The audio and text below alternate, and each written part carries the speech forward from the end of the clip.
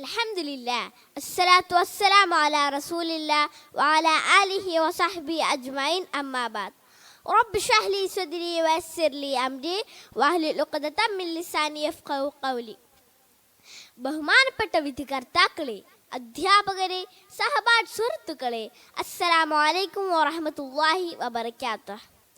മാതാപിതാക്കൾ തണൽ മരങ്ങൾ എന്ന വിഷയത്തെക്കുറിച്ച് ഏതാനും ചില വാക്കുകൾ ഞാൻ നിങ്ങളുമായി പങ്കുവെക്കാൻ ഉദ്ദേശിക്കുന്നു. ഇൻഷാ അല്ലാഹ്. ലോകത്തെ ആകമാൻ സൃഷ്ടിക്കുകയും സംവിധാനിക്കുകയും ചെയ്ത അല്ലാഹു സുബ്ഹാനഹു വ തആല ആ റബ്ബിനോടുള്ള കടമകൾ വിശദീകരിച്ചപ്പോൾ ആദ്യം പറഞ്ഞത് വഖല്ലാ റബ്ബുക അല്ലാ തഅബുദു ഇല്ലാ ഇയ്യാഹു വബിൽ വാലിദൈനി ഇഹ്സാനാ. തന്നെയല്ലാതെ നിങ്ങൾ ആരാധിക്കരുതെന്നും മാതാപിതാക്കൾക്ക് നന്മ ചെയ്യണമെന്നും നിന്റെ രക്ഷിതാവ് വിധിച്ചിരിക്കുന്നു.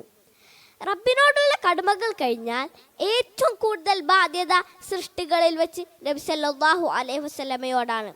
അത് കഴിഞ്ഞാൽ മാതാപിതാക്കളോടാണെന്ന മുന്നറിയിപ്പാണ് അല്ലാഹു സുബ്ഹാനഹു വ തആല ഈ ആയത്തിലൂടെ നൽകുന്നത്.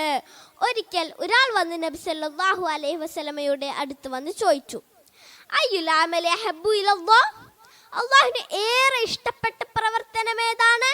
ഖാല അസ്സലാത്തു അലാ വഖ്തിഹാ, നിസ്കാരം അതിന്റെ കൃത്യസമയത്ത് നിർവഹിക്കലാണ്. സുമ്മ അയ്യു, പിന്നെ ഏതാണ്? ഖാല ബിർറുൽ വാലിദൈൻ, അല്ലാഹുവിന് ഏറെ ഇഷ്ടപ്പെട്ട പ്രവർത്തനമാണ് മാതാപിതാക്കൾക്ക് നന്മ ചെയ്യൽ. ആധുനിക ലോകത്ത് ജീവിച്ചു കൊണ്ടിരിക്കുന്ന നാം ദിനേന കാണുകയും കേൾക്കുകയും ചെയ്യുന്നത് മാതാപിതാക്കളെ ദ്രോഹിക്കുകയും അവർ പറയുന്ന അനുസരിക്കാതിരിക്കുകയും ചെയ്യുന്ന മക്കളെയാണ്. ചെറുപ്പത്തിൽ എന്തുമാത്രം കഷ്ടപ്പാടുകൾ അനുഭവിച്ചിട്ടാണ് അവർ നമ്മെ പോറ്റി വളർത്തിയത്.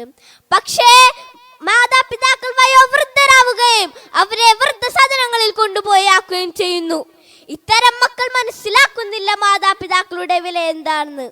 ഇന്ന് സമൂഹത്തിൽ എന്തെല്ലാം പ്രശ്നങ്ങളുണ്ടോ, എന്തെല്ലാം പ്രയാസങ്ങളുണ്ടോ, അതിൻ്റെ പ്രധാനപ്പെട്ട കാരണത്തിൽ ഒന്ന് മാതാപിതാക്കളോടുള്ള ബാധ്യത നിർവഹിക്കാതിരിക്കലാണ്.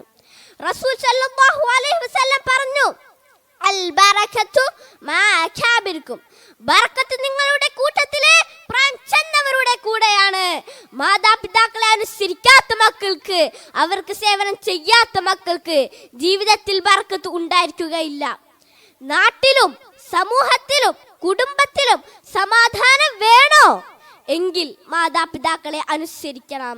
കാരുണ്യത്തിന്റെ ചിറകുകൾ അവർക്ക് വേണ്ടി താഴ്ത്തി കൊടുക്കണം. ആത്മാർത്ഥമായി അവർക്ക് വേണ്ടി പ്രാർത്ഥിക്കണം. ഇവിടെയാണ് ഖുർആനിന്റെ നിർദ്ദേശം നാം പാലിക്കേണ്ടത്. ഇമ്മായ ബിലുഅന്ന ഇൻദകൽ കബറ അഹദുഹുമാ ഔ കിലാഹുമാ ഫലാ തഖുൽ ലഹുമാ ഉഫ്ഫിൻ വലാ തൻഹർഹുമാ വഖുൽ ലഹുമാ ഖൗലൻ കരീമാ.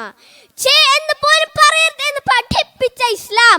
പക്ഷേ ഇന്ന് നൊന്തപ്പെട്ട മാതാവിനെ പോലും കൊന്നു കളയുന്ന അതിക്രൂരന്മാരായ മക്കൾ ജീവിച്ചിരിക്കുന്ന കാലമാണ്. ഇത്തരം മക്കൾ മനസ്സിലാക്കുന്നില്ല മാതാപിതാക്കളുടെ വില എന്താണെന്ന്. റസൂൽ സല്ലല്ലാഹു അലൈഹി വസല്ലം പറഞ്ഞു, ഹുമാ ജന്നത്തുക വനാറുക, അവർ രണ്ടുപേരും നിങ്ങളുടെ സ്വർഗവും നരകവുമാണ്. അല്ലാഹുവിന്റെ കൽപ്പനകൾക്ക് എതിരില്ലാത്ത ഏത് കാര്യം അവർ പറഞ്ഞാലും നാം അത് കേൾക്കുകയും അനുസരിക്കുകയും ചെയ്ത് അവരുടെ തൃപ്തി നേടാൻ നാം ശ്രമിക്കണം. കാരണം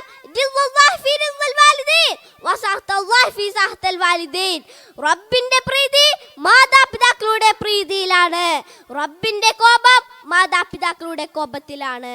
അവർ ജീവിച്ചിരിക്കുന്നവരാണെങ്കിലും അല്ല അവർ മരിച്ചവരാണെങ്കിലും അവർക്ക് വേണ്ടി നാം നിരന്തരമായി പ്രാർത്ഥിക്കണം. റബ്ബിർഹംഹുമാ കമാ റബ്ബയാനി സഗീറ റബ്ബിഗ്ഫിർലി വലിവാലിദയ എന്ന് നാം പ്രാർത്ഥിക്കണം.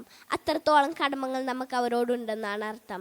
അതിനാൽ മാതാപിതാക്കളെ അങ്ങേയറ്റം സ്നേഹിക്കുകയും ബഹുമാനിക്കുകയും അവർക്ക് വേണ്ടി നാം നിരന്തരമായി പ്രാർത്ഥിക്കുക. അത്തരം മക്കളിൽ അല്ലാഹു നമ്മെ ഉൾപ്പെടുത്തുമാറാവട്ടെ എന്ന് പറഞ്ഞുകൊണ്ട് എൻ്റെ കൊച്ചു വാക്കുകൾക്ക് ഞാൻ വിരാമം കുറിക്കുകയാണ്. വാഹിർ ദഅവാന അനിൽ ഹംദുലില്ലാഹി റബ്ബിൽ ആലമീൻ. അസ്സലാമു അലൈക്കും വറഹ്മത്തുള്ളാഹി വബറകാതുഹു.